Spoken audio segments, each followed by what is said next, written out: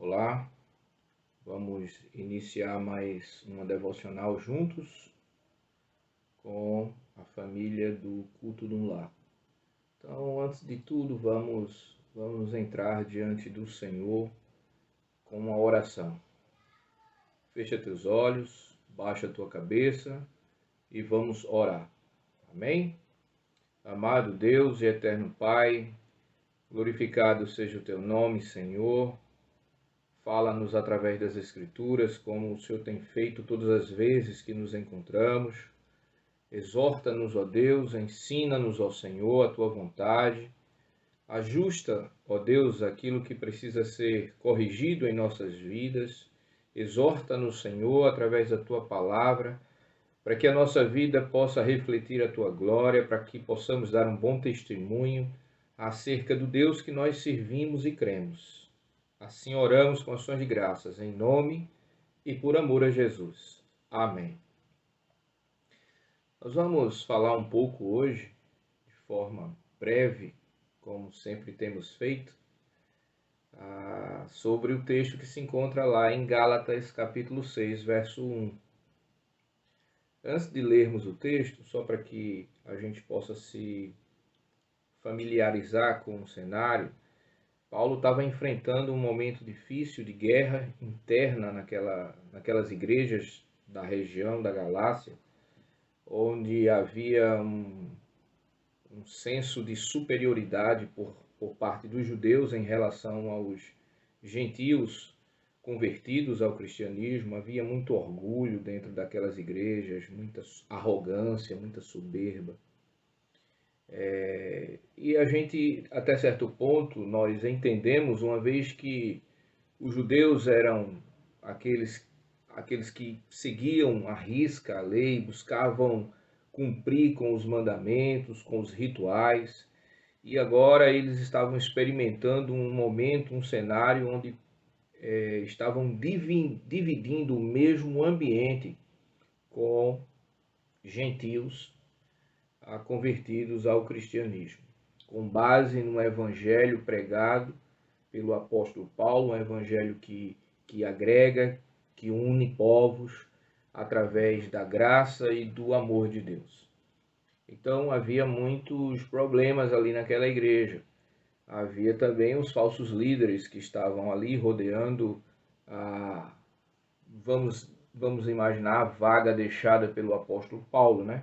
Na ausência do apóstolo, alguns espertalhões estavam almejando ocupar essa função de apóstolo, essa posição de líder deixada pelo apóstolo Paulo. E aí, como eles não eram homens levantados pelo próprio Deus, assim como o apóstolo Paulo, eles estavam falando do que não entendiam e estavam somando, se é que a gente pode usar esse termo, ao evangelho pregado e deixado pelo apóstolo Paulo. Eles estavam somando a algumas filosofias, alguns costumes, levando Paulo assim a motivar-se a escrever a carta para esclarecer, colocar os pingos nos is.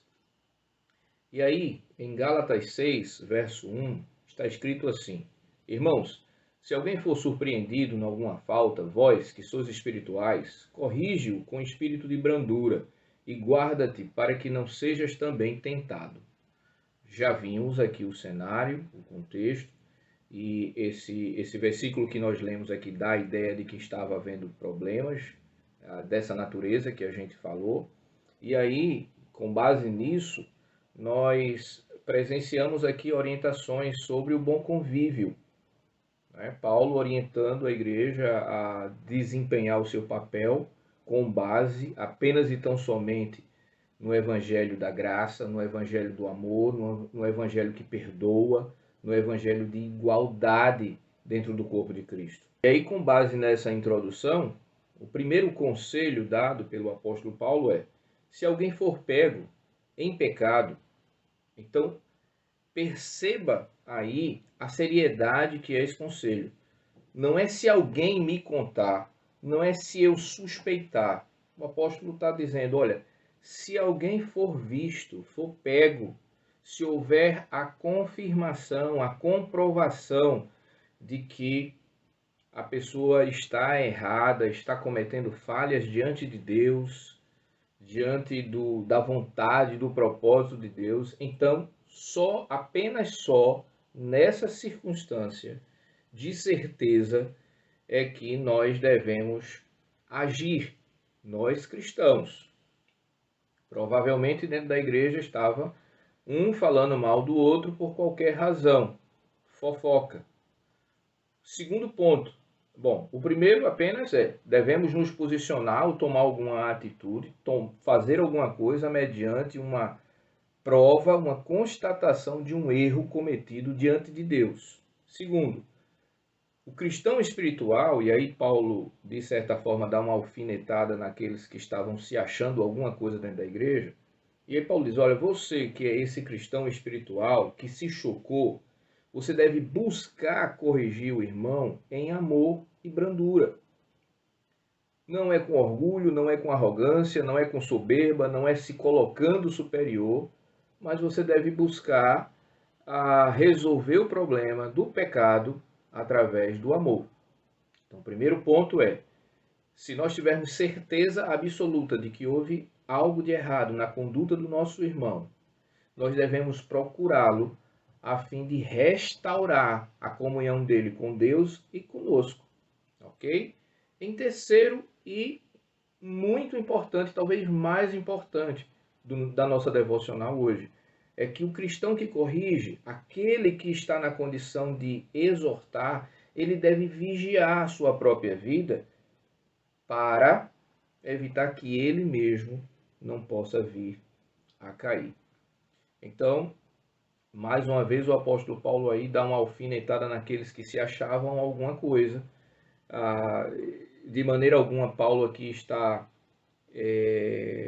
inibindo o ato de exortar e de corrigir. Pelo contrário, ele está apenas mostrando, dando uma direção de como deve ser feito, como deve ser aplicado, não é?